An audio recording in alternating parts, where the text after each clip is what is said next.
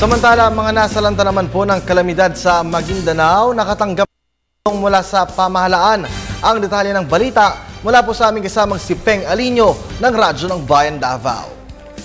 Labanin sa nakaresponde ang Regional Disaster Risk Reduction Management Council o RDRRMC sa Autonomous Region and Muslim Mindanao o ARM sa mga biktima dulot ng malakas na paghangin at malakas na alon sa Maguindanao.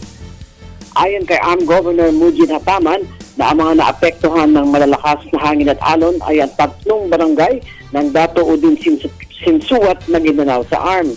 Kasamang namigay ng tulong ang Humanitarian Emergency Action Response Team o HEART at RDRRMC ARM sa mga apektadong pamilya na dahil umano sa malakas na hangin at malaking alon ay maraming mga bahay ang nasira at nangangailangan ng agarang tulong.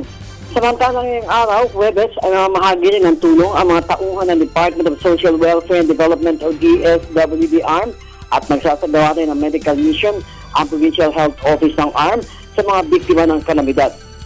Sinabi ni RDRRMC Officer Director Ramil Masukat na sa atas ni Hataman ay agad niyang natulungan ang may 200 mahigit na pamilya o 1,113 katao mula sa barangay ng Kusyong, Badak sa Dato Udin Sinsuat, Maguindanao.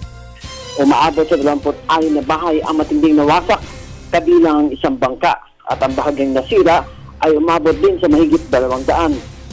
Malaki naman ang pasasalamat ng mga residente sa tulong na kanilang natanggap mula sa lokal at nasyonal na pamahalaan ng ARM.